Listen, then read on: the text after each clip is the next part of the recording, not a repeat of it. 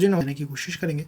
आप जानते हैं भ्रमु चक्र एक ऐसा चक्र है जो कि हर हाउस को एक सर्टेन एज दे के रखता है कि 7th हाउस है, 6th हाउस है, 5th हाउस है, ये इस एज ड्यूरेशन के अंदर एक्टिवेट होंगे। आपके 7th हाउस का स्वामी किसी एक हाउस के अंदर बैठा हुआ होगा। जब वो पर्टिकुलर हाउस एक्टिवेट होगा तो उस समय आपके स्पाउस से मिलने के चांसेस, मैरिज के बारे में सोचने के चांसेस, मैरिज होने के चांसेस अपने आप ही अपलिफ्ट हो जाएंगे।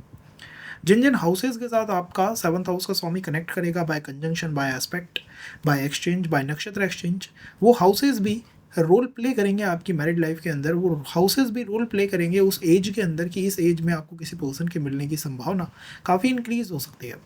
तो 7th हाउस को हम बहुत डिटेल में समझने की कोशिश इस सेशन के माध्यम से करेंगे। इसी के साथ डिफरेंट डिफरेंट मेथड्स को अप्लाई करेंगे और आने वाले सेशंस के अंदर हम नए नए मेथड्स को अप्लाई करके ऑन द ताराकार का, on the 7th house, on the नवांशा कुंडली एक better understanding about the marriage, about the timing of marriage and all बनाने की कोशिश करेंगे। तो आप ये सेशन देख रहे हैं एस्ट्रोलॉजर हेमंत चैनल के ऊपर। कोई भी सजेशन है तो प्लीज़ शेयर करिएगा हमारे साथ, definitely will add on in the next. 7th house is the house of marriage. 7th house आपको मैरिज के बारे में बताता है। 7th हाउस आपको पार्टनरशिप के बारे में बताता है। अगर आप 7th हाउस की पोजीशन देखोगे तो वो लगन से 7th हाउस सबसे दूर बैठा हुआ हाउस है। तो लगन अगर एक इस तरफ की चेयर है तो 7th house is that side chair. लगन आपको बताती है आपकी पर्सनालिटी के बारे में, आपकी आइडेंटिटी के बारे में कि क्या क्या वो चीज़ें हैं जो आपकी पर्सनालिटी के अंदर हैं। और 7th हाउस आपको बताता है उन कमियों के बारे में जो आपके अंदर नहीं है कि भाई ये चीज़ें हैं जो आपके अंदर नहीं है, ये आपकी कमियां हैं, इनके ऊपर आपको वर्क ऑन करना चाहिए। जब पर्सन बहुत ज़्यादा इंडिविजुअल हो जाता है, जब पर्सन इस तरह का हो जाता है जिसमें वो किसी और पर्सन की सुनना नहीं चाहता है, तो मैरिजेस में समस्याएं अपने आप आने लगती हैं। इसका एक तरह से वे हो सकता है जानने का कि मैरिज में कितना डिले रहेगा। आप अपनी लगन के स्वामी को देखिए और अपने 7th हाउस के स्वामी को देखिए। अगर लगन के स्वामी की पोजीशन बहुत अच्छी है कि लगन का स्वामी एक्सॉल्टेड है, बहुत अच्छी पोजीशन में बैठा हुआ है और उसके आसपास अच्छे प्लैनेट्स लगे हुए हैं, वहीं 7th हाउस का स्वामी आपको पीड़ित मिलेगा।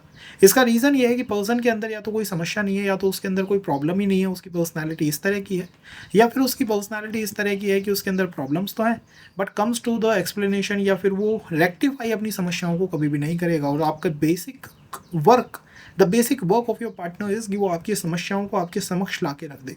वो आपको एक आईना दिखाने की कोशिश करेगा कि भाई ये चीज़ें शायद आपके अंदर नहीं है, आपको इनके ऊपर वर्क ऑन करना चाहिए। अगर आपकी पर्सनालिटी, आपकी लगन इतनी मजबूत है कि पहली बात उसका शेड्यूल बहुत ज़्यादा है, लगन का जो भी स्वामी है उसका शेड्यूल बहुत ज़्यादा है।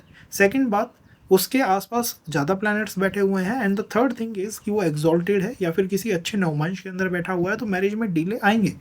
इसका सिंपल आंसर है कि जो भी आपको कोई आपकी गलतियाँ बताने आएगा उसको एक्सेप्ट ही नहीं करोगे, आप उसे अप्रिशिएट ही नहीं करोगे। वहीं 7th house is the house of marriage. अगर 7th हाउस का स्वामी एक्सॉल्टेड है, पावरफुल पोजीशन के अंदर है, या उसके आसपास प्लैनेट्स की संख्या ज़्यादा है, तो मैरिज अर्ली एज में होने की संभावनाएं बहुत ज़्यादा हो जाती हैं। क्योंकि यहाँ पर पर्सन की पर्सनालिटी ऐसी है, वीक पर्सनालिटी है, वो अपनी कमियों को मानने में, एक्सेप्ट करने में हमेशा राजी रहता है और वो इसी को अपने स्पाउस के माध्यम से करना चाहता है। तो स्पाउस है क्या वैदिक एस्ट्रोलॉजी में? स्पाउस इज जस्ट एक आईना है जो कि आपको ये बताने की कोशिश करता है कि भाई आपके अंदर ये नहीं है या आपके अंदर ये है। तो वो आईने की व्यवस्था है कि 7th house is just the reflection of the लगन। लगन का ही रिफ्लेक्शन है और कुछ नहीं है। लेकिन लगन के अंदर जो चीज़ें नहीं हैं ये उनको रिफ्लेक्ट हमेशा करता रहता है। अगर 7th हाउस की पोजीशन बिगड़ गई, मान लीजिए कि 7th हाउस के आसपास पाप कर्तरी योग लगा हुआ है, 7th हाउस के पिछले हाउस में, 6th हाउस में, और द अगले हाउस में नेक्स्ट 8th हाउस के अंदर कोई मैलेफिक प्लैनेट बैठा हुआ है, केतु और मंगल बैठ गए, शनि और सूर्य बैठ गए, तो वहाँ पे क्या लगेगा? पाप कर्तरी योग लगेगा। पाप कर्तरी योग के साथ सबसे बड़ी समस्या ये है कि कोई भी पर्सन आपका स्पाउस बनने के लिए राजी नहीं होगा। हो सकता है आपका रिलेशन बहुत लंबा चला है लेकिन कोई पर्सन आपका स्पाउस नहीं बनना चाहेगा, क्योंकि जैसे ही पर्सन आपका स्पाउस बनेगा वो कौन सा रोल एक्वायर कर लेगा? वो आपके 7th हाउस के रोल को एक्वायर करेगा। और जैसे ही कोई पर्सन 7th हाउस के रोल को एक्वायर करेगा उसे पाप कर्तरी योग का सामना करना पड़ेगा कि भाई 7th हाउस के पीछे भी एक मैलेफिक प्लैनेट है और आगे भी एक मैलेफिक प्लैनेट है। तो ये भी एक तरह की इंडिकेशन है कि क्यों कई बार जनरल सिंपल जो हमारे रूल्स होते हैं कि भाई इस एज में मैरिज हो जानी चाहिए, नवमांश के बहुत सारे रूल्स हैं, लगन कुंडली के बहुत सारे रूल्स हैं, वो फेल ऑन कर जाते हैं। उसका आंसर इससे आता है कि भाई रिलेशन तो लंबा चला but comes to the marriage, जैसे ही 7th हाउस के रोल एक्वायर करने की बात कही गई पार्टनर से, पार्टनर की जो पूरी व्यवस्था है, उसकी जो पूरी पर्सनैलिटी है वो बदल गई, उसकी थिंकिंग बदल गई, उसकी मैरिज के टुवर्ड अप्रोच बदल गई। तो 7th हाउस क्या पाप कर्तरी योग में है या पाप कर्तरी योग में नहीं है, इसका भी आपको ध्यान रखना चाहिए। 7th हाउस को कौन से वो एज नंबर्स दिए गए हैं? अगर आपकी एज 19 है, 19 है, 31 है, तो आपका कहीं ना कहीं 7th हाउस अपने आप ही एक्टिवेट हो जाएगा। 7th हाउस उस समय बहुत ज़्यादा एक्टिवेट रहता है, इसीलिए आपने देखा होगा कि शनि की वजह से मैरिज में डिलेज तो आते हैं, लेकिन अराउंड 32-33 लोगों की मैरिजेस हो जाती हैं शनि के डिले के बावजूद भी, क्योंकि उनका 7th हाउस जनरली एक्टिवेट हो जाता है। हर पर्सन का 7th हाउस 19 साल पे, 31 साल के ऊपर, 43 ईयर्स के ऊपर अराउंड एक्टिवेट रहता ही रहता है। लेकिन 7th हाउस का स्वामी कहाँ पे बैठा है, ये आपको एक एडिशनल इन्फॉर्मेशन देगा कि आपका पर्सन की बिहेवियर कैसा होगा, उसके ट्रेड्स कैसे होंगे, और किस एज में मैरिज के चांसेस बहुत स्ट्रॉन्ग बनेंगे। रिमेंबर द सिंपल पॉइंट और the simple prediction system of वैदिक एस्ट्रोलॉजी।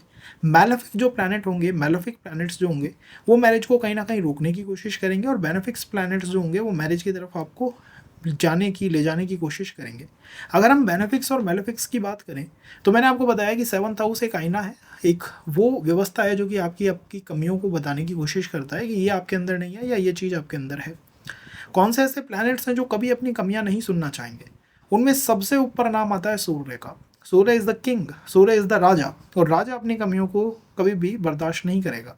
हाँ, अगर सूर्य की पोजीशन अच्छी है, सूर्य एक्सॉल्टेड है, या सूर्य के आसपास अच्छे प्लैनेट्स हैं, शुभ प्लैनेट्स लगे हुए हैं, जैसे मून हो गया, जुपिटर का एस्पेक्ट हो गया सूर्य पे, तो एक ऐसा राजा हो सकता है जो मिनिस्टर की बात मानता है। लेकिन अगर सूर्य अव्यवस्थित है चार्ट में, और सूर्य की वजह से ही प्लैनेट्स रेट्रोग्रेड भी होते हैं, इसको भी ध्यान रखिएगा। तो सूर्य एक वो क्रूर प्लैनेट है जो कि मैरिजेस में ट्रबल हमेशा लेके आता है, क्योंकि ये सामने वाले पर्सन की बात सुनने में बहुत ज़्यादा इंटरेस्टेड नहीं होता। तो सूर्य एक क्रूर प्लैनेट है, एक ऐसा प्लैनेट है जो कि मैरिज में आती हुई ट्रबल्स को इंडिकेट कर सकता है। और इंडिकेशन कहाँ से मिलता है कि भाई प्रॉब्लम इस पॉइंट से आएगी कि पर्सन सामने वाले की बात को अप्रिशिएट ही नहीं करेगा। सूर्य की दशा के अंदर बहुत लोगों की मैरिजेस हो जाती हैं, सूर्य की दशा में बहुत मैरिजेस में अपने आप समस्या आ जाती है, मतलब उनके 7th हाउस में कोई प्रॉब्लम ही नहीं है कहीं से भी, लेकिन फिर भी प्रॉब्लम्स आ गई हैं कॉज ऑफ सूर्य ओनली, क्योंकि सूर्य एक ऐसा प्लैनेट है जो कि कभी भी दूसरे पर्सन की बात को अप्रिशिएट नहीं करेगा, अपनी गलतियों को नहीं देखेगा। तो इस वजह से सूर्य की दशा में, सूर्य की सब दशाज के अंदर मैरिजेस में इश्यूज आते ही आते हैं।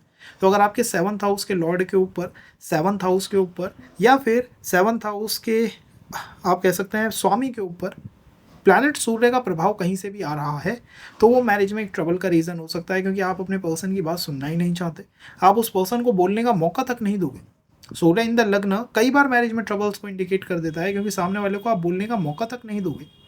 इसी की तरह सेकंड प्लैनेट कौन सा है जो कि हमेशा मैरिज में ट्रबल लेके आएगा, वो है प्लैनेट मंगल। मंगल भी एक तरह की ट्रबल को इंडिकेट करता है, इसीलिए हमने एक स्पेशल दोष के बारे में सुना है, एंड दैट इज़ द मांगलिक दोष, कि साहब इसके तो मांगलिक दोष लग गया। नाउ वाई मंगल समस्याओं को क्यों लेके आता है? क्योंकि मंगल एक ऐसा प्लैनेट है जो इंडिविजुअल रूप में चलना चाहता है। जैसे कि कोई सोल्जर हो गया, कोई कमांडर हो गया, तो वो इंडिविजुअल रूप में चलना चाहता है, वो खुद के ही ऊपर वर्क को हमेशा करना चाहता है। वो सामने वाले पर्सन को, किसी मिनिस्टर को, किसी अदर एडवाइस गिवर को कभी भी अपने आसपास इंजॉय नहीं करेगा। तो अगर मंगल का 7th हाउस पे, 7th हाउस के लॉर्ड पे बहुत इन्फ्लुएंस है, तब भी आप मान के चलिएगा कि आपका पर्सन स्वभाव से जिद्दी हो सकता है, स्वभाव से ऐसा हो सकता है कि वो आपकी एडवाइस को मानेगा ही नहीं, though you are the master of that subject. मैंने तो ऐसे ऐसे लोग देखे हैं जो एक सब्जेक्ट के मास्टर हैं, लेकिन उनका स्पाउस उनकी उसी सब्जेक्ट के अंदर बात नहीं मानता है। उसका आंसर हमें मंगल से मिलता है कि मंगल के प्रभाव से पर्सन स्वभाव से जिद्दी हो सकता है, स्वभाव से ऐसा हो सकता है कि भाई ये किसी की एडवाइस को नहीं मानेगा। और थर्ड प्लैनेट के अंदर है प्लैनेट केतु। केतु इस वजह से मैरिज में समस्याओं को लेकर आता है क्योंकि केतु एक इंडिविजुअल प्लैनेट है, वो इंडिविजुअल चलना चाहता है, उसकी पार्टनरशिप की कहीं पे भी कॉल ही नहीं है। वो कहता है कि इन्वर्ट रहिए, अंदर देखिए, बाहर तो सब कुछ सपना है, मतलब बाहर का जो जगत है वो सब सपना है, अंदर ही सब कुछ सत्य है। इस वजह से केतु भी कई बार मैरिजेस में, रिलेशंस के अंदर ट्रबल का एक रीज़न बन जाता है। अगर आप मंगल की दशा में हो, केतु की दशा में हो, सूर्य की दशा में हो, या इनका इन्फ्लुएंस आपके 7th हाउस के लॉर्ड के ऊपर बहुत इंक्रीज होता जा रहा है, तो आप मान के चलिए कहीं ना कहीं किसी ना किसी रूप से मैरिज में ही ट्रबल्स को इंडिकेट करेंगे ही करेंगे। In the fourth planet Saturn, चौथे में प्लैनेट शनि है, क्योंकि शनि एक कर्म कारक प्लैनेट है। शनि आपसे कहते हैं कि आपको आपके कार्मिक बोझ को खुद ही ढूंढना पड़ेगा, जैसे कि द पोजीशन ऑफ दुर्योधन। तो लॉर्ड कृष्णा जैसे दुर्योधन से कहते हैं कि अपना कार्मिक बोझ, ये जो चेन्स हैं जिनसे तुमने मुझे बांधने की कोशिश करी है, ये तुम्हें खुद ही उठानी पड़ेंगी। इसी तरह से सैटर्न भी अगर 7th हाउस को, उसके स्वामी को बहुत इन्फ्लुएंस करेंगे, तो कार्मिक समस्याएं मैरिजेस में आपको बहुत देखने को मिलेंगी, और वो इस वजह से आएंगी। प्लैनेट सैटर्न आपको बताएंगे कि एक तरह का कार्मिक लेसन है, आपको ही अपनी ट्रबल्स को, अपनी समस्याओं को उठा के चलना होगा। मैंने ऐसे चार्ट्स देखे हैं कि 7th हाउस के लॉर्ड के ऊपर सैटर्न का इन्फ्लुएंस आ रहा है, पर्सन ये सोचता है कि यार मुझे ये पर्सन एक बार मिल जाए, मतलब मेरा पार्टनर जो है या कोई भी पॉसिबल पार्टनर जिसमें पोटेंशियल पार्टनर हो सकता है या कोई भी पर्सन है मान लीजिए, तो वो ये सोचता है कि मैं इस पर्सन के साथ मिलके बहुत कुछ अचीव कर सकता हूँ, बहुत कुछ प्राप्त कर सकता हूँ, वो इसके सपने तक देखने लग जाता है। But comes to the reality, वो पर्सन कभी भी उस पर्सन की हेल्प ही नहीं करेगा। तो बहुत अजीब सी एक सिचुएशन है। मान लीजिए एक लड़का है जिसके चार्ट के अंदर शनि जो है 7th हाउस के स्वामी को इन्फ्लुएंस कर रहा है बाय एस्पेक्ट। अब वो हमेशा ये सोचेगा कि मेरा जो पार्टनर होगा, जो भी फीमेल मेरी लाइफ में एंटर करेगी, हो सकता है वो मुझे हेल्प करे किसी तरह की समस्या से निकलने में, लेकिन ऑन द कॉन्ट्रेरी वो फीमेल आपकी हेल्प नहीं कर पाएगी, क्योंकि एक तरह का लेसन है। शनि आपको बताएंगे कि आपको अपने कर्मों को खुद ही उठा के चलना होगा, खुद ही उठा के ढोना होगा। तो जैसा भी प्लैनेट 7th हाउस को इन्फ्लुएंस करेगा, उसी तरह के ट्रेड्स आपको आपके पार्टनर के अंदर आते हुए दिखाई देंगे। और जब मैं कहता हूँ इन्फ्लुएंस करेगा, बाय द एस्पेक्ट, कंजंक्शन की बात हम कभी और करेंगे, एस्पेक्ट से अगर इन्फ्लुएंस कर रहा है उस तरह के ट्रेड्स आपको आते हुए दिखाई देंगे। ये इंडिकेट इस बात को भी करता है, एस्पेक्ट और कंजंक्शन में क्या अंतर होता है लोगों को इतना नहीं पता है। Conjunction is about the planetary war, conjunction में युद्ध होता है, कंजंक्शन के अंदर एक युद्ध होता है, आइडियाज़ का एक्सचेंज होता है। लेकिन जब भी एस्पेक्ट लगता है तो आउटर सर्कमस्टांसेस आपकी मैरिज को इन्फ्लुएंस करने लग जाते हैं। Remember, the aspect is about the outer circumstances. हो सकता है कि जुपिटर आपके 7th हाउस के लॉर्ड को इन्फ्लुएंस कर रहा है, तो जुपिटर कैसा प्लैनेट है? समाज का प्लैनेट है, सोसाइटी का प्लैनेट है, एल्डर्स को रिप्रेजेंट करता है। तो ये सारे सर्कमस्टांसेस आपकी मैरिज को इन्फ्लुएंस करेंगे। शनि आपके 7th हाउस के लॉर्ड को इन्फ्लुएंस कर रहा है बाय एस्पेक्ट। तो Shani means job, Shani means delay, Shani means देरी, शनि मीन्स कर्मा। ये सब आपके मैरिज के फ्रंट को आउटर एक्सपीरियंसेस हैं, आउटर इन्फ्लुएंसेस हैं, जिसकी वजह से वो इन्फ्लुएंस आएगा ही आएगा।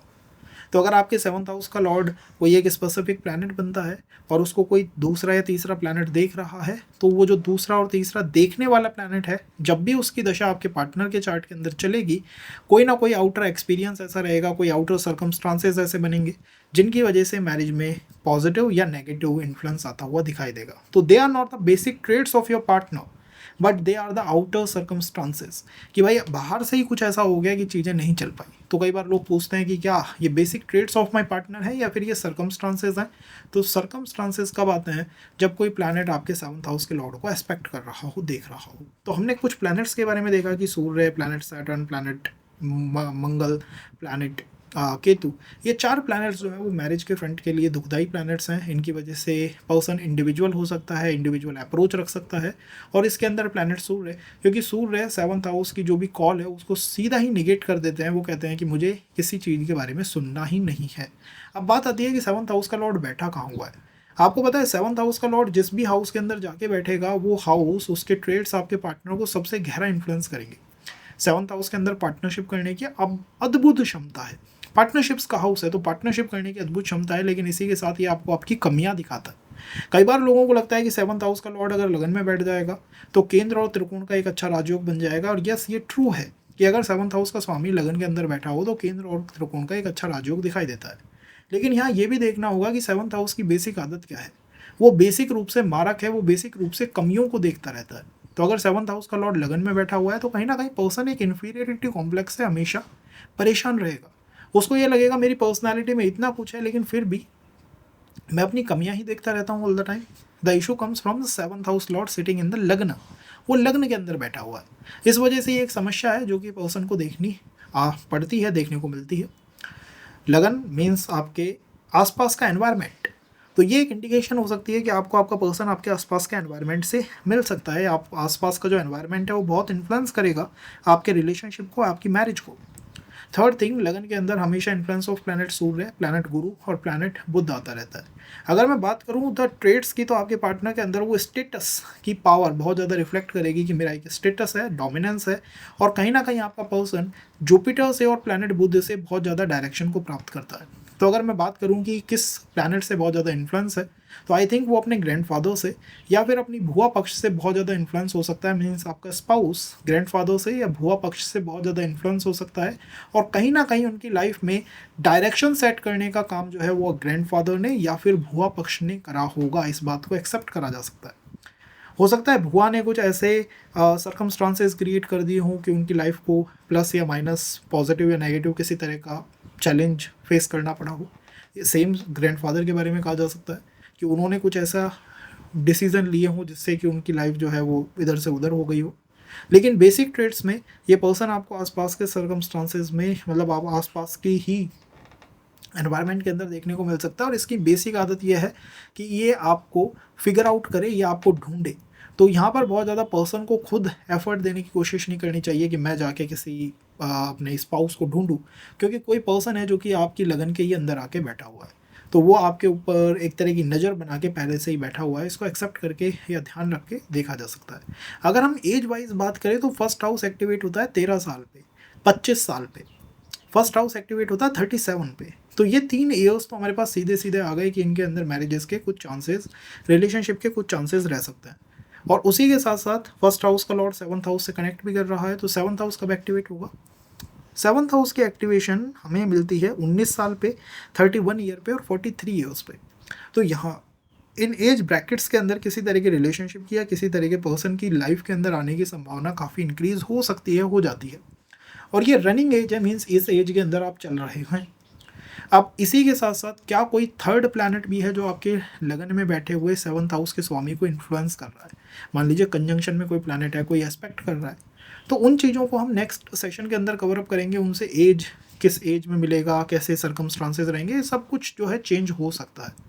बट ओवरऑल लगन में ही 7th हाउस के लॉर्ड का आके बैठना काफ़ी अच्छी पोजीशन है। आपके स्पाउस की स्ट्रेंथ को इंडिकेट करता है, उसके डोमिनेंस को इंडिकेट करता है, और आपकी लगन की इंडिविजुअल पर्सनालिटी की वीकनेस को इंडिकेट करता है कि आप हमेशा अपनी समस्याओं को या कमियों को ही देखते रहते हैं। तो ये एक पॉइंट है जो कि हमें फर्स्ट हाउस से प्राप्त होता है। कौन सा प्लैनेट है ये भी देखना चाहिए। वीनस है, प्लैनेट मून है, तो बहुत अच्छा है।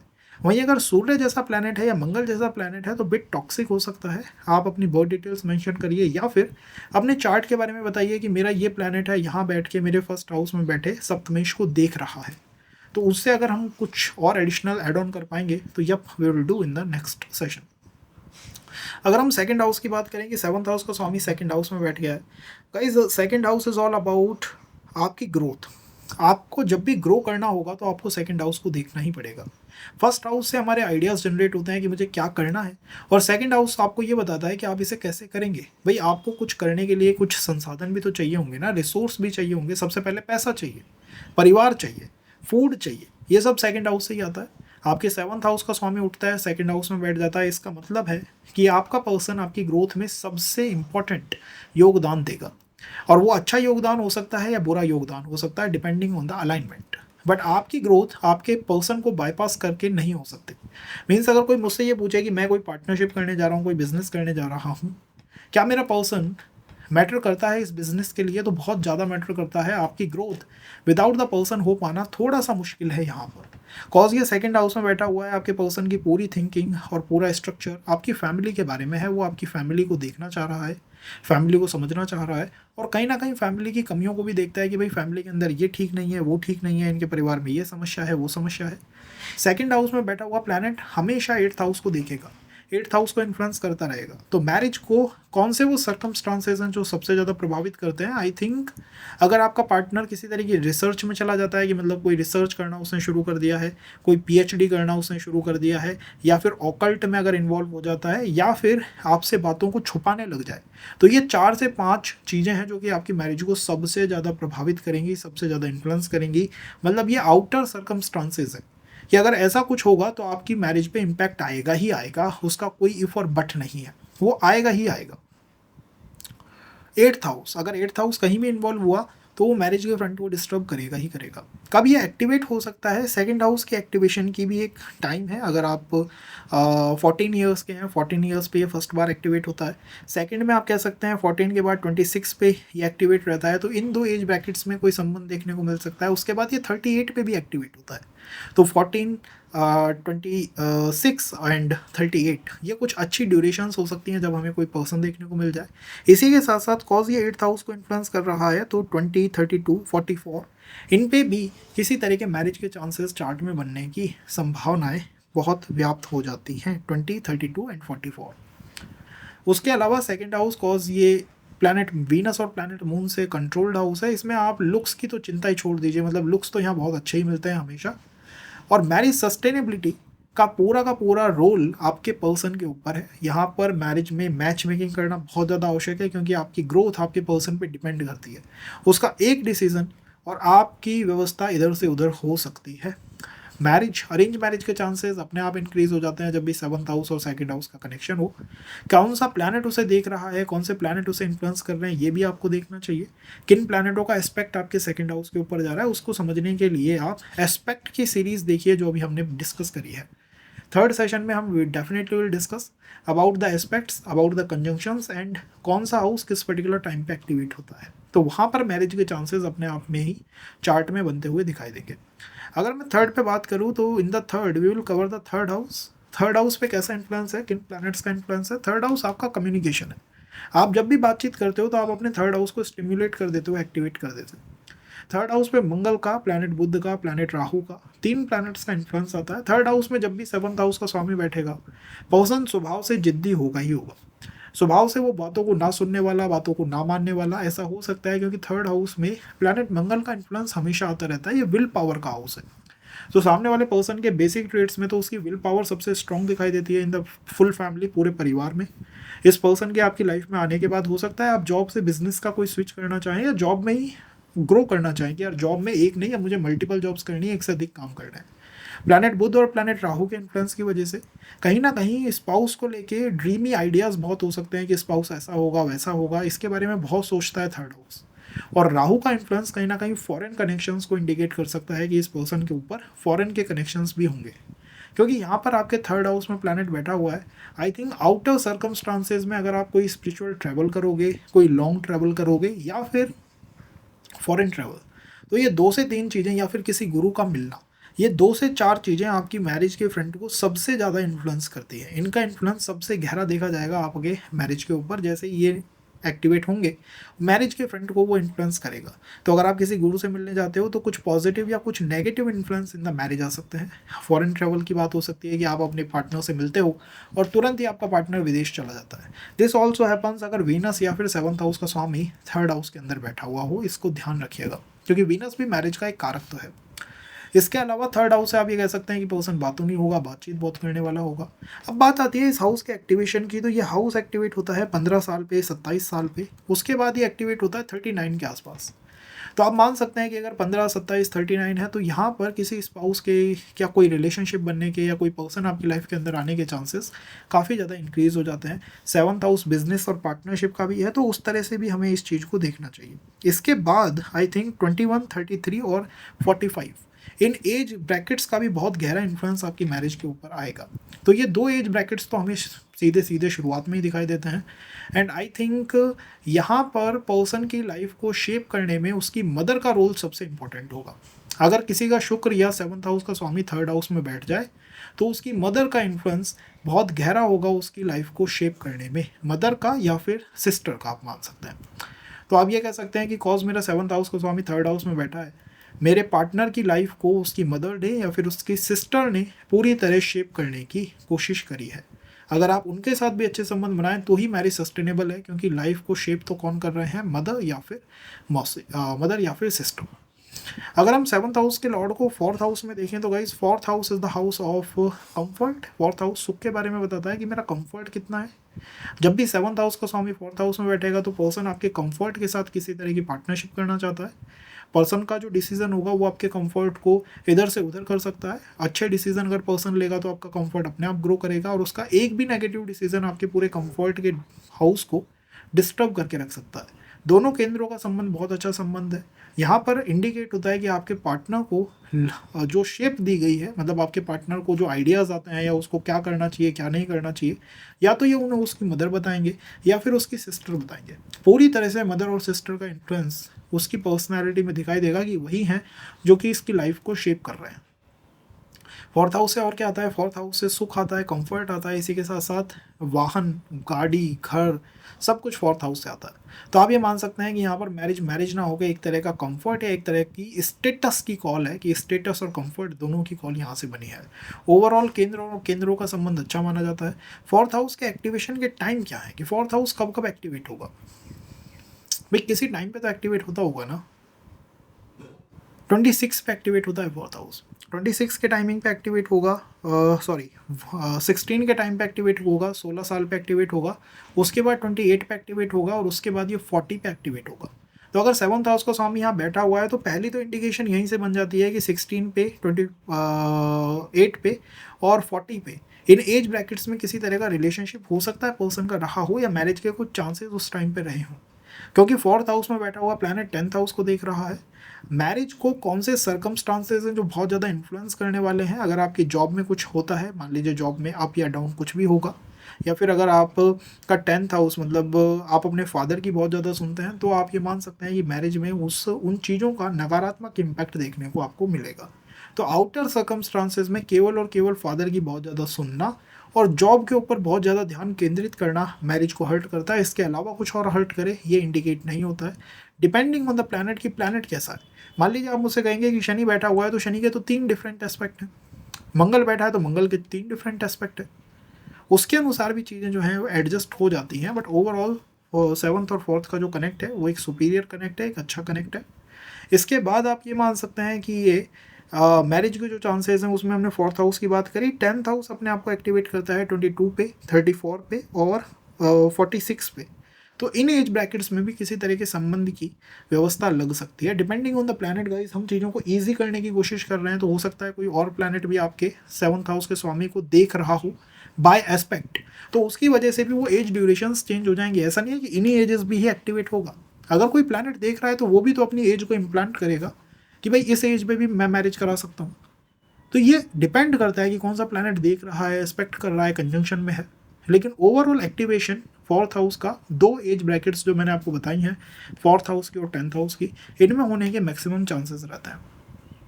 तो यहाँ पर कुछ संबंध बनने की, रिलेशनशिप्स बनने के, रिलेशनशिप्स के आगे जाने के चांसेस काफ़ी इंक्रीज हो जाते हैं। इस हाउस के बारे में एक पॉइंट ये भी है कि 7th हाउस का स्वामी 4th हाउस में बैठे या फिर दारा कारक अगर 4th हाउस में बैठे तो पर्सन के रिलेशंस तो एक से अधिक हो सकते हैं, लेकिन रिलेशंस को मैरिज में ले जाने में मदर से, फादर से, मतलब एक तरह का बहुत बड़ा चैलेंज पर्सन को फेस करना पड़ सकता है सोसाइटी से, समाज से।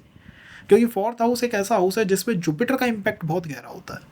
मतलब जुपिटर का इम्पैक्ट यहाँ इतना गहरा होता है कि आप कास्ट कल्चर को, कम्युनिटी को चेंज करने की कोशिश तक नहीं कर सकते। तो अगर यहाँ पे आपका दारा कारक है या 7th हाउस का स्वामी है, तो एक आध ब्रेकअप तो केवल इसी वजह से हो जाएगा कि भाई कास्ट और कम्युनिटी ही अलग थी, बस। तो ये यहाँ 7th हाउस और 4th हाउस का कनेक्शन इंडिकेट कर रहा है। अगर हम बात करें 7th हाउस और 5th हाउस के कनेक्शन की, कि 7th हाउस का कनेक्शन साहब 5th हाउस से हो गया, तो 7th हाउस और 5th हाउस का कनेक्शन कैसा कनेक्शन है? 5th house is the house of creativity. 5th house is the house of relationships. 5th house is the house of higher studies. पढ़ने की इच्छा सबसे ज़्यादा 5th हाउस के ही अंदर है। अगर कुछ भी किसी भी तरह का ज्ञान प्राप्त करना है तो 5th हाउस है। 7th हाउस और 5th हाउस का कनेक्शन इवन एजुकेशन इंस्टीट्यूट में किसी रिलेशनशिप को इंडिकेट करता है कि सेम क्लास, सेम बैच और वहीं पे किसी तरह का रिलेशन बन गया। ये टीचर और स्टूडेंट के रिलेशन को इंडिकेट कर सकता है, क्योंकि 5th हाउस में पढ़ने की इच्छा बहुत ज़्यादा है एजुकेशन की वजह से। तो एजुकेशन इज़ लाइक ए वे जिससे कि आप कनेक्ट हो रहे हो। एजुकेशन के माध्यम से किसी तरह का कनेक्शन यहाँ रिफ्लेक्ट होता है। इसी के साथ ये बहुत क्रिएटिव है, तो आपका पर्सन बहुत क्रिएटिव हो सकता है, बहुत एक्सप्रेसिव हो सकता है, क्योंकि 5th हाउस के ऊपर इन्फ्लुएंस ऑफ प्लैनेट सूर्य और प्लैनेट केतु बहुत गहरा आता है। तो इन द दशाज of Surya and Ketu connection अपने आप ही बनने लग जाएंगे, जुपिटर की दशा में भी। अब आप भी हो सकते हो और आपका पार्टनर भी इन दशाज में हो सकता है, सूर्य, केतु और जुपिटर।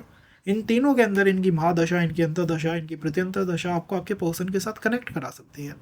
5th हाउस में बहुत कुछ अच्छी चीज़ें हैं, क्योंकि 5th हाउस एक तरह का सपोर्ट है चार्ट को, एक तरह का सपोर्ट है 5th हाउस। लेकिन इस हाउस की सबसे बड़ी समस्या है कि ये चीटिंग्स को और ये कहीं ना कहीं त्याग और समर्पण को इंडिकेट करता है। तो 7th हाउस का लॉर्ड अगर 5th हाउस में है तो आपकी, आपके पर्सन की डिमांड हो सकती है कि भाई एक्सट्रीम का त्याग और एक्सट्रीम का समर्पण को, पूरी तरह समर्पित हो जाओ।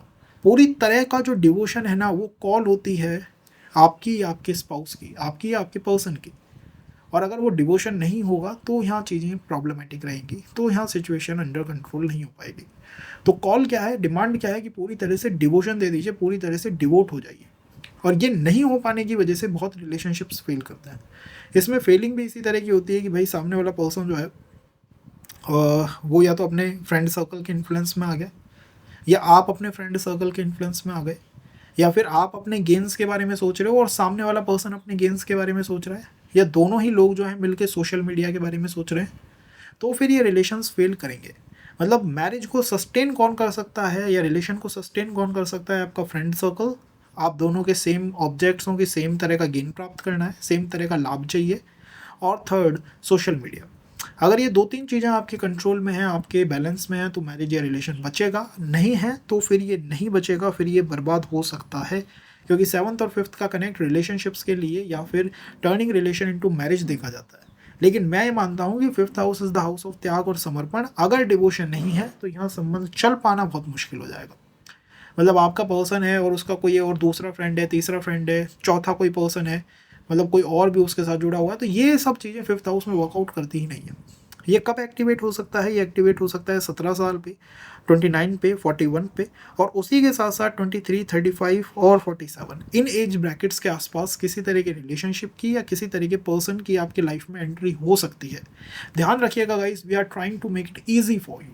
हो सकता है कोई और प्लैनेट हो जो कि आपके 5th 7th हाउस के स्वामी को देख रहा हो, तो वो प्लैनेट जो होगा ना, वो जिस हाउस से देख रहा है वो भी आपकी मैरिज को इन्फ्लुएंस करेगा, वो टाइमिंग्स भी आपकी मैरिज को इन्फ्लुएंस करेंगी।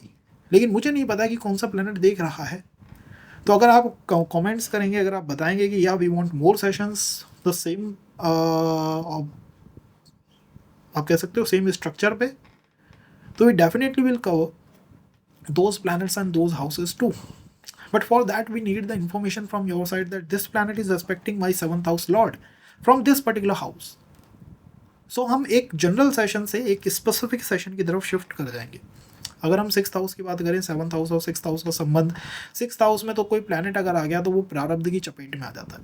बहुत लोग होते हैं कार्मिक हीलिंग कर रहे हैं, कार्मिक क्लस्टर को क्लियर कर रहे हैं, लेकिन जब आप उनसे कहोगे कि प्रारब्ध की चपेट में आ गया है तो वो एकदम से ऐसा मुंह बना लेंगे कि उन्हें समझ ही नहीं आ रहा है प्रारब्ध क्या है। प्रारब्ध वो कर्म है जो आपको इस जन्म के अंदर भोगने ही भोगने हैं। उसका कोई इफ नहीं, कोई बट नहीं, उसकी कोई रेमेडी नहीं कि ये तो आपको भोगने ही पड़ेंगे। यहाँ पे फ्री विल काम नहीं करती है। 7th और 6th हाउस का कनेक्ट ये इंडिकेट करता है कम्स टू मैरिज कोई फ्री विल नहीं है। कम्स टू मैरिज हम डेस्टिनी के कंट्रोल में है। Comes to marriage all of a sudden हो सकती है या डिले आ सकता है। जो भी चीज़ होगी वो ऐसी होगी कि वो कोई एक्सप्लेनेशन ही नहीं है उसका, कि वो कोई पॉइंट ही नहीं बना रही है, हमें समझ ही नहीं आ रहा है कि ये चीज़ मेरे साथ हुई तो क्यों हुई। इसका आंसर होता है 7th और 6th के कनेक्शन से। इसको जब भी एस्ट्रोलॉजर किसी चार्ट में देखते हैं तो वो भयभीत हो जाते हैं कि भाई यहाँ पर जो पर्सन है इसकी मैरिज में ट्रबल्स इंडिकेट हो रही हैं क्योंकि दोनों हाउसेज का कनेक्शन है। क्या यहाँ ट्रबल्स इंडिकेट होती हैं? वेल नहीं होती हैं, क्योंकि ये हाउस ऑफ प्रारब्ध है। अगर आप अपने प्रारब्ध को क्लियर अप कर लेते हो तो ये बहुत अच्छा हो जाएगा और एक तरह से मोक्ष आपको मिल जाएगा कि अब अगले जीवन में या in the later stage of life मुझे मेरे पर्सन की वजह से वो समस्याएं फेस नहीं करनी पड़ेंगी, मैंने उस प्रारब्ध को कट कर लिया है, काट लिया है। लेकिन ओवरऑल ये पोजीशन एक तरह के डिस्प्यूट की, एक तरह के चैलेंज की, और कई बार तो ये लीगल केसेस की इंडिकेशन जो है दे देती है। आप नेगेटिव में तो बहुत कुछ नेगेटिव कह सकते हो about the 6th house. In the positive I definitely feel कि 7th हाउस का स्वामी अगर 6th हाउस में है तो फर्स्ट बात है कि हमारा प्रारब्ध खत्म हो जाएगा। सेकंड बात है कि हम ईश्वर की कॉल के ऊपर हैं, तो अगर हम ईश्वर की तरफ पूरी तरह डिवोशन डाल देते हैं, डिवोट होकर रहते हैं, तो अपने आप ही मैरिज होने के चांसेस बन जाएंगे और मैरिज सस्टेन भी हो जाएगी। एंड द थर्ड थिंग, हमें यहाँ डिवोशन डाल के ही रखना पड़ेगा। मतलब हम हमारे साथ ऐसे ऐसे एक्सपीरियंसेस रह सकते हैं इन द मैरिज जिनका कोई आंसर ही नहीं है कि ऐसा मेरे साथ क्यों हुआ, मैंने इतना अच्छा काम करा लेकिन फिर भी मेरे को जो रिजल्ट मिला है वो उसके बिल्कुल कॉन्ट्रेरी है, उसके बिल्कुल अपोजिट है। तो अगर आप चाहते हो कि आपको उसका आंसर मिले तो वो नहीं मिल पाएगा, क्योंकि 6th हाउस है ही प्रारब्ध। इसका आंसर इसी पॉइंट से है कि आपको ये भोगना ही पड़ेगा। तो हमारे पास वहाँ फ्री विल नहीं है। अगर आपका 7th हाउस का स्वामी 6th हाउस में है और कोई भी पर्सन आपसे मैरिज के रिगार्डिंग क्वेश्चन करता है कि भाई ये क्यों ठीक नहीं है, वो क्यों ठीक नहीं है, तो आप उससे कह दीजिए दिस इज़ द प्रारब्ध, this is the game of प्रारब्ध। अगर आपके पर्सन के बारे में बात करेंगे, आपके पर्सन क्या कर सकते हैं इन द नेगेटिव साइड, ये इंडिकेट कर सकता है कि पार्टनर फॉरेन कंट्री से है, ये इंडिकेट कर सकता है कि पार्टनर का एक्सपेंडिचर बहुत ज़्यादा है, ये इंडिकेट कर सकता है कि पार्टनर एक बहुत स्पिरिचुअल पार्टनर है, या कोई ऐसा पर्सन है जो कि अपनी ही वर्ल्ड में, अपनी ही ड्रीमी दुनिया के अंदर बिजी रहता है। इन द पॉजिटिव ये पॉजिटिव चीज़ें हैं। इन द नेगेटिव आप ये कह सकते हो कि कॉज पार्टनर का स्वामी 7th हाउस का स्वामी 6th हाउस के अंदर बैठा हुआ है। ये पर्सन ऐसा हो सकता है जिसको मतलब किसी तरह के हेल्थ इश्यूज़ हैं, किसी तरह के हेल्थ रिलेटेड ट्रबल्स का ये सामना कर रहा है। और ये हाउस कब एक्टिवेट होता है? ये हाउस एक्टिवेट होता है 18 साल पे, 24 साल पे, 30 साल के ऊपर और 36 पे। तो ये 4-5 टाइमलाइंस जो मैंने आपको बताई हैं, इनके आसपास किसी पर्सन के मिलने के, रिलेशनशिप बनने के, उसके चलने के चांसेस बहुत ज़्यादा इंक्रीज हो जाते हैं चार्ट के अंदर। डिपेंड करता है और कौन प्लैनेट है जो इसे देख रहे हैं, कौन है जो इसके साथ कंजंक्शन में है, वो किस हाउस का लॉर्ड है, किस हाउस का स्वामी है, उनसे चीज़ें बहुत बदल जाती हैं। बट ओवरऑल अगर आप इस पॉइंट को ध्यान रखते हो कि यार इन एज ब्रैकेट्स में ये एक्टिवेट रहेगा, और कोई पर्सन अगर आपको उसी एज ब्रैकेट में मिलता है, तो फिर आप मान सकते हैं कि ये कोई रिलेशनशिप जो है वो इंडिकेट हो रही है, किसी तरह का रिलेशनशिप यहाँ पे बना है, या यहाँ मैरिज के चांसेस बहुत स्ट्रांगली बने हैं। ओवरऑल हाउस ऑफ प्रारब्ध है। पॉजिटिव टू पॉजिटिव आप ये कह सकते हो कि आफ्टर द मैरिज जॉब के बेटर होने के कुछ चांसेस हैं, किसी कॉम्पिटिटिव एग्जाम को आप क्लियर अप कर सकते हो, और आपके पार्टनर के बेसिक ट्रेड्स के अंदर तो वो समस्या दिखाई देती है कि वो डिटेल ओरिएंटेड है, हर चीज़ के ऊपर डिटेल डाल देता है, कि हर चीज़ को डिटेल से देखने की कोशिश करता है, बारीक नज़र है जिसकी कि भाई इस चीज़ के अंदर ये क्यों सही नहीं है, उस चीज़ के अंदर वो क्यों सही नहीं है। ये कॉल बार बार यहाँ पे आ सकती है, और कई बार ऐसा भी हो जाता है कि यहाँ पर पर्सन बहुत अच्छा मिल जाता है। एज आई साइड प्रारब्ध, प्रारब्ध अच्छा भी हो सकता है, बुरा भी हो सकता है, बट वन थिंग इज जो भी है उसे आप इस जन्म के अंदर कट करके जाओगे। तो मैरिज एक तरह का मोक्ष है, मैरिज एक तरह की लास्ट समस्या होती है जब भी 7th हाउस का स्वामी 6th में बैठे, मीन्स ये लास्ट वो समस्या है। कौन है जो आपके पार्टनर को शेप देता है? आई थिंक आपके पार्टनर को शेप मिलती है या तो उनके फादर से या फिर उनके अंकल से, मतलब उनके फादर या उनके अंकल ही उनकी लाइफ को शेप करेंगे। तो who is the one shaping his life और हर लाइफ? फादर और द अंकल, केवल यही दोनों उन्हें शेप करते हैं, और यहाँ पर पर्सन के जॉब में होने के चांसेस अपने आप में ही थोड़े से ग्रो अप कर जाते हैं, या फिर जॉब रिलेटेड किसी तरह का इशू या कोई कंसर्न यहाँ पे देखने को मिल सकता है। अगर मैं कहूँ 7th हाउस का स्वामी 7th हाउस में ही बैठा हुआ है, तो अब ये कैसी पोजीशन है, ये एक ऐसी पोजीशन है जिसमें प्लैनेट कहीं उस हाउस से बाहर गया ही नहीं। इसकी वजह से प्लैनेट अपने आप में स्ट्रांग है, भाई अपनी ही राशि में बैठा हुआ है, अपने ही हाउस के अंदर बैठा हुआ है, तो एक मजबूत प्लैनेट है। सामने वाला पर्सन जो है एक मजबूत पर्सनालिटी है, वो एक ऐसी पर्सनालिटी है जो अपने बारे में बहुत कुछ एक्सप्रेस नहीं करती है, औरों के बारे में सुनना, औरों को समझना, उनके एक्सपीरियंसेस को पहले ले लेना और उसके बाद अपनी प्लानिंग करना, अपना क्या करना है क्या नहीं करना है इन सबको डिसाइड करना कम्स व्हेनेवर 7th हाउस का स्वामी 7th हाउस में बैठा हुआ हो। तो आप अपने पर्सन को एक अच्छा पर्सन कह सकते हैं, बट एक ऐसा पर्सन भी कह सकते हैं जो कि बहुत स्ट्रांग है और कहीं ना कहीं अपनी बातों को अपने तक सीमित रखता है। वो इतना ज़्यादा एक्सप्रेसिव नहीं है कि भाव वेश में आके अपनी भावनाओं में बह के आपको सब कुछ बताने की शुरुआत कर दे कि ये समस्याएं मेरे साथ रही है। तो विद टाइम ही ये पर्सन ओपन अप होगा, depending on the planet also. अगर मर्क्यूरी बैठा हुआ है तो बातों नहीं हो सकता है, अदरवाइज मुझे नहीं लगता कि 7th हाउस का स्वामी इतनी जल्दी अपने आप को ओपन अप करेगा। किस एज ब्रैकेट में ये एक्टिवेट होता है? 19 साल पे, 31 साल पे, कहीं ना कहीं 13 साल पे, 25 साल पे, 37 पे और 43 पे। ये 4-5 एज ब्रैकेट्स जो मैंने आपको बताए हैं, अगर आपकी रनिंग एज इस समय आप इसी एज ड्यूरेशन पे हो तो फिर आपके मैरिज के चांसेस अपने आप में ही चार्ट में आप कह सकते हो बने हुए हैं। मतलब यहाँ पे आपको कोई पर्सन मिल सकता है, किसी तरह की रिलेशनशिप रह सकती है, डिपेंडिंग ऑन द प्लैनेट कौन सा है जो कि 7th हाउस के स्वामी को देख रहा है। भाई कोई और भी तो प्लैनेट होगा ना जो इसे देख रहा होगा, जो इसे देख रहा है वो इसको शेप करता है। हो सकता है कि कोई प्लैनेट है जो इसे देख रहा है, जुपिटर, मंगल, वो किसी और हाउस में बैठ के इसे देख रहे हैं, तो वो हाउस भी एक एज को दिखाएगा कि इस एज में भी मैरिज होने के कुछ चांसेस चार्ट के अंदर बन जाएंगे। तो ओवरऑल इन एज ब्रैकेट्स के आसपास पर्सन के मिलने की संभावनाएं काफ़ी स्ट्रॉन्ग है। आपके पर्सन के बेसिक ट्रेड्स में ये है कि उसकी लाइफ को शेप किया गया है उसके अंकल के द्वारा या उसके फादर के द्वारा। फादर या अंकल ही लाइफ को शेप करेंगे, और अगर इन दोनों में से किसी की भी मैरिज में इश्यूज़ रहे हैं, मतलब फादर की या अंकल की मैरिज में इश्यूज़ रहे हैं, आपके पार्टनर के फादर या अंकल की मैरिज में अगर इश्यूज़ रहे हैं, समस्याएं रही हैं, तो उन समस्याओं का सामना कुछ हमें भी करना पड़ सकता है। मतलब आपके पार्टनर के ऊपर उसके फादर का और उसके अंकल का इन्फ्लुएंस सबसे स्ट्रॉन्ग है, सबसे स्ट्रॉन्ग है, जिसको चेंज नहीं करा जा सकता, नहीं बदला जा सकता, वो आएगा ही आएगा। तो अगर उनकी मैरिज में समस्याएं हैं तो आप ये मान के चलिए कि वो पर्सन भी मैरिज को लेके स्केप्टिकल होगा।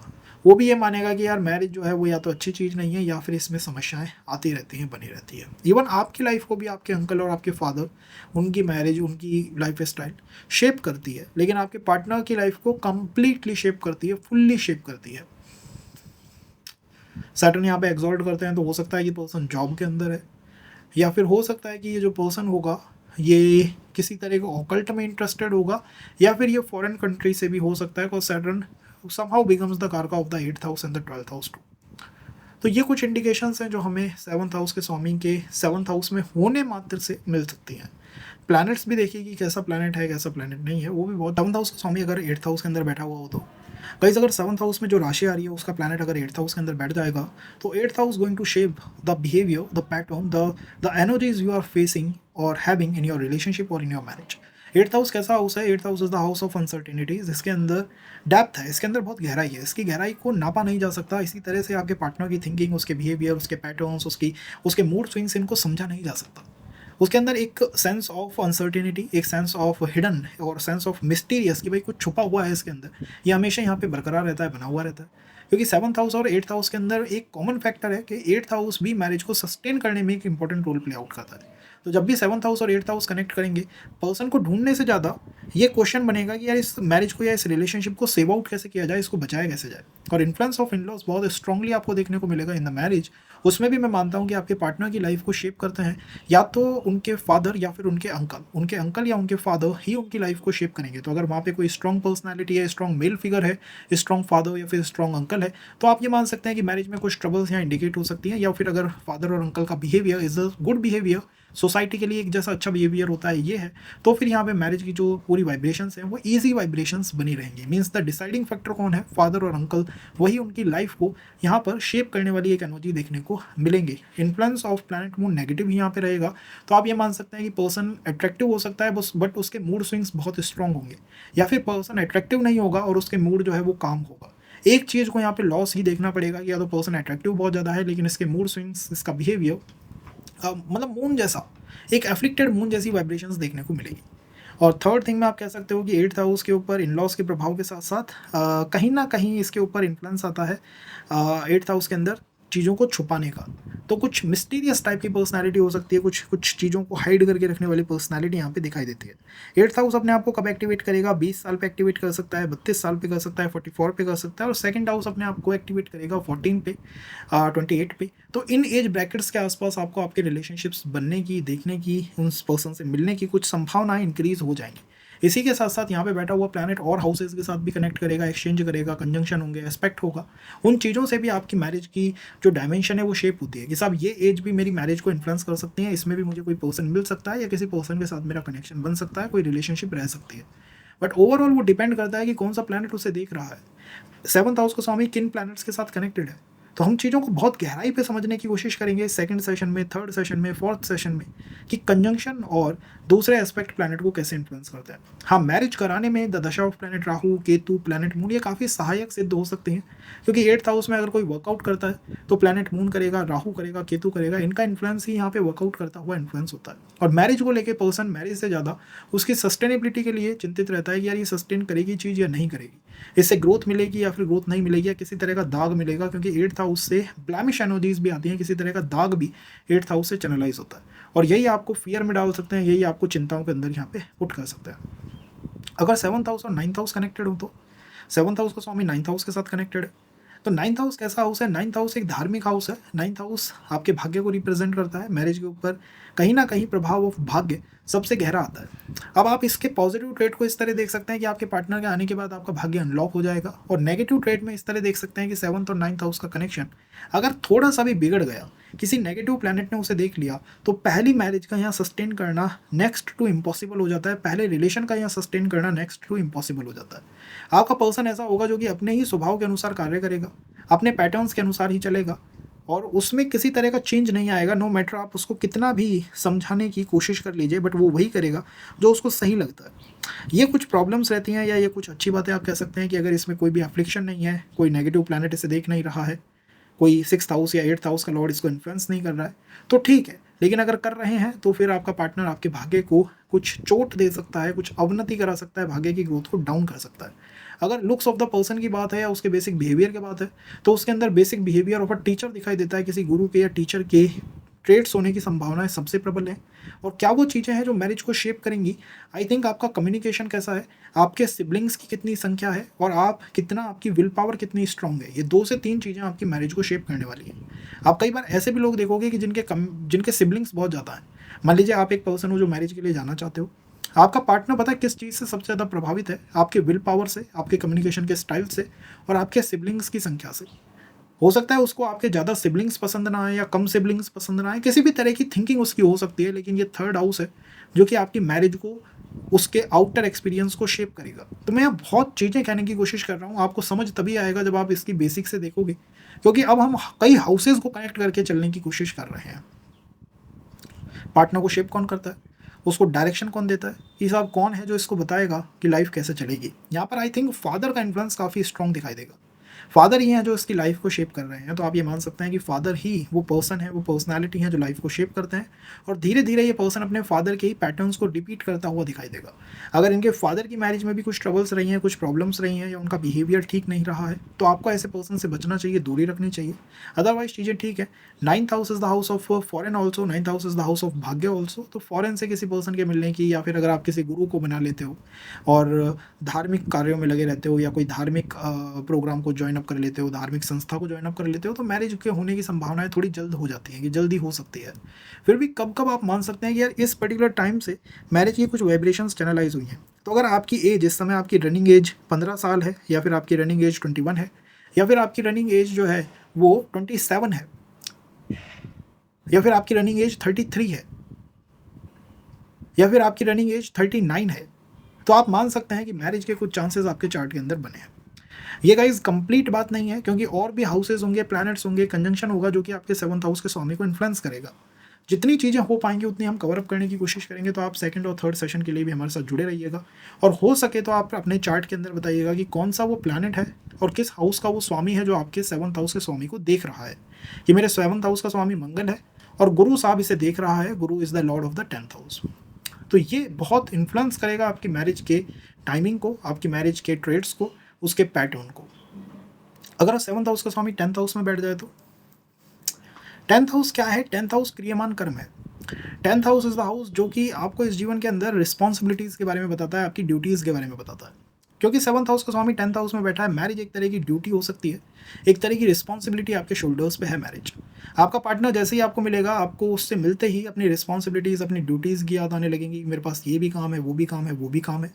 यहाँ पर ये पॉजिटिव हो सकता है कि आप अपने पार्टनर के प्रति पूरी तरह डिवोटेड हो, या आपका पर्सन आपकी तरफ पूरी तरह डिवोटेड है, और आप इस रिलेशन को, संबंध को एक तरह की ड्यूटी के सेंस के साथ लेते हो कि यार एक ड्यूटी है, एक दायित्व है मेरा, और मुझे इसको निर्वाह करना है, निभाना है।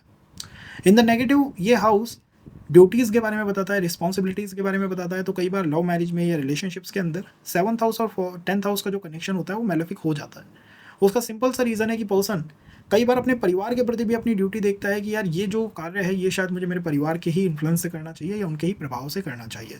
तो दोनों तरफ ये वर्कआउट कर सकता है, क्योंकि इस हाउस के अंदर मंगल एग्जॉल्ट करते हैं, और मंगल जहाँ पे एग्जॉल्ट करेंगे आप ये मानिए कि वहाँ पे तो अपना पूरा आप ऊर्जा लगाओगे ही लगाओगे। आपका पर्सन भी ऐसा हो सकता है जो या तो टीचिंग की लाइन से है, टीचिंग का, या फिर प्रोफेसर है, या फिर एजुकेशन उसको बहुत इन्फ्लुएंस करती है, या फिर कहीं ना कहीं खेल कूद, प्लैनेट मंगल का इन्फ्लुएंस उनकी मैरिज लाइफ पे या उनकी पर्सनालिटी पे देखने को मिलता है। तो कहीं से भी हो सकता है, मंगल से भी हो सकता है, और प्लैनेट जुपिटर से भी कुछ इन्फ्लुएंस इन द मैरिज या कुछ इन्फ्लुएंस इन द रिलेशनशिप देखने को मिल सकते हैं। कौन से वो पर्सन है जो आपके पर्सन की लाइफ को शेप करते हैं? I think father of your spouse उसकी लाइफ को शेप करते हैं पूरी तरह। फादर का रोल, फादर का स्ट्रॉन्ग, आप कह सकते हो स्ट्रॉन्ग इन्फ्लुएंस आपके पर्सन की पर्सनैलिटी पे देखने को मिलेगा ही मिलेगा। इसी के साथ किस एज में, किस एज ब्रैकेट में मैरिज के कुछ चांसेस हो सकते हैं? आई थिंक 16 पे कुछ चांसेस हो सकते हैं, 16 साल पे कुछ चांसेस हो सकते हैं, 22 साल पे कुछ चांसेस हो सकते हैं, 28 पे कुछ चांसेस हो सकते हैं। इसी के साथ 40 पे कुछ चांसेस हो सकते हैं कि 40 ईयर्स के आसपास कुछ मैरिज की व्यवस्था बैठ जाए, 34 पे कुछ मैरिज की व्यवस्था बैठ जाए। तो आप किस एज ब्रैकेट पे हैं, कौन सी एज अभी आपको रनिंग में है, किस एज में आप चल रहे हो, इससे आपको देखना चाहिए कि क्या मैं इन एजेस के आसपास किसी पर्सन से मिला था, या मिला हूँ, या मिलूँगा। और अगर आप मिलते हो तो वो पर्सन आपका टू बी पॉसिबल एक स्पाउस हो सकता है, पॉसिबल पार्टनर हो सकता है। लेकिन यहाँ पर सेशन पूरी तरह कंप्लीट नहीं है, और भी हाउसेज होते हैं, और भी प्लैनेट्स होते हैं जो कि आपके 7th हाउस को इन्फ्लुएंस करते हैं, उसके स्वामी को इन्फ्लुएंस करते हैं।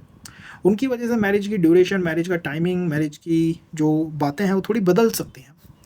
उनको हम कवर अप करने की कोशिश करेंगे, लेकिन हम हमारे सब्सक्राइबर के लिए ही वो कर सकते हैं। तो आप अपने कमेंट में बताइएगा कि आपके अगर 7th हाउस पे कौन सा प्लैनेट देख रहा है, या 7th हाउस के स्वामी को कौन प्लैनेट देख रहा है, और वो किस हाउस का स्वामी है, किस हाउस को वो कंट्रोल करता है।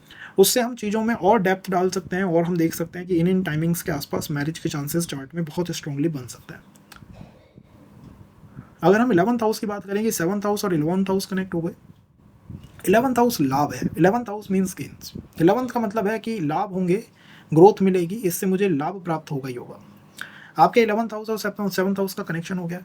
7th हाउस जब 11th हाउस के साथ कनेक्टेड होगा तो कहीं ना कहीं आप अपने पर्सन को पर्सन ना समझ के, स्पाउस ना समझ के, पास्ट लाइफ की अधूरी कोई इच्छा समझोगे कि यार मैरिज तो मेरी कोई पास्ट लाइफ से कंट्रोल्ड कनेक्टेड कोई अधूरी इच्छा है।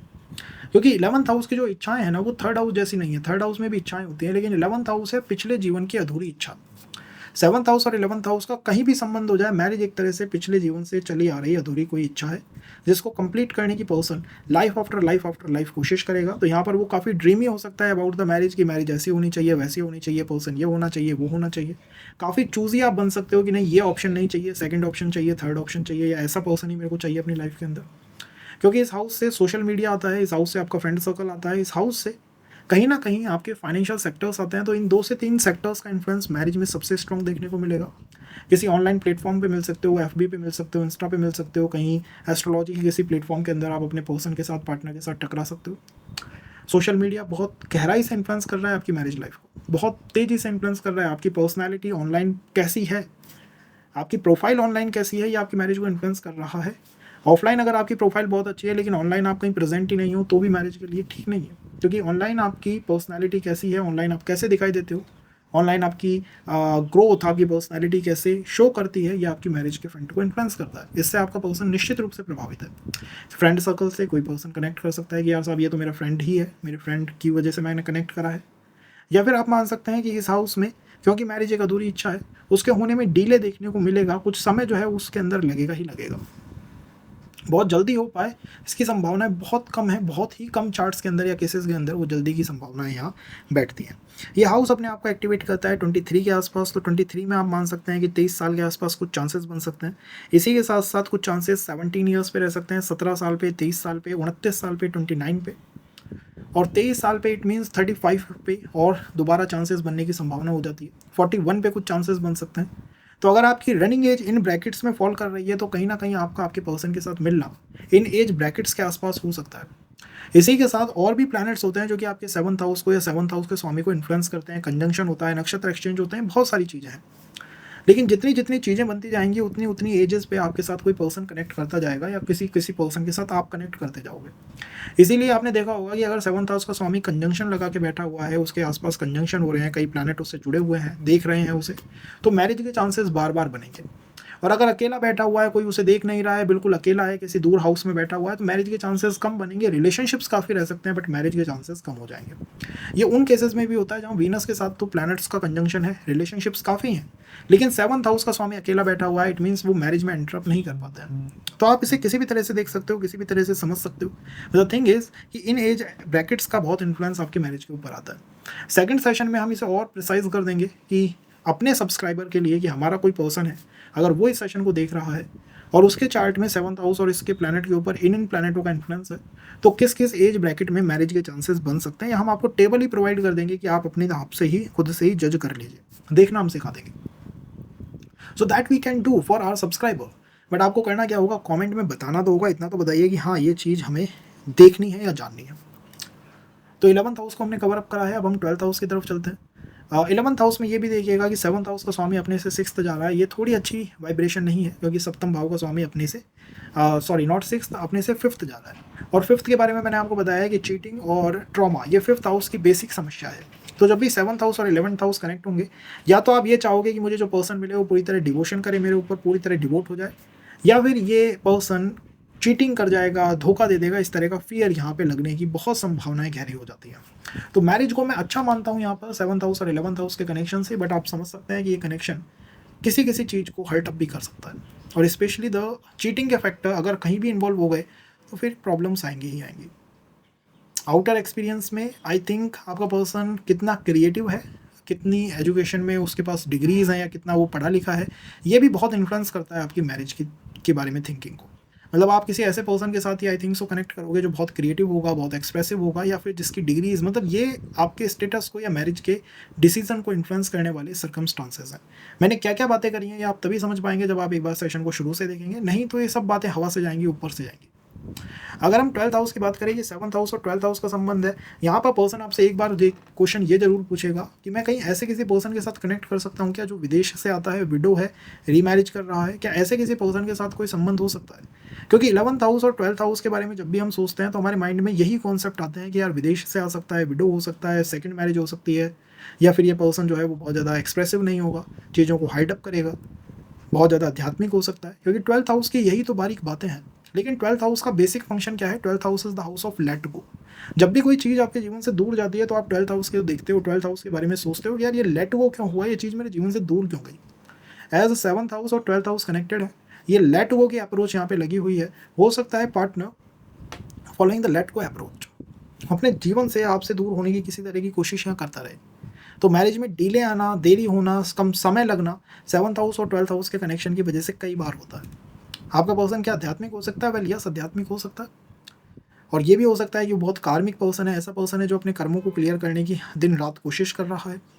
इस पर्सन के साथ मुलाकात करने में, मुलाकात होने में आपकी जॉब, आपका विदेश की तरफ आपकी अप्रोच, और ऑनलाइन कितने सोशल मीडिया हैंडल्स पे आप प्रेजेंट हो, ये बहुत बहुत बहुत प्रभाव लेके आएंगे। इनका प्रभाव बहुत स्ट्रॉन्ग देखने को मिलेगा।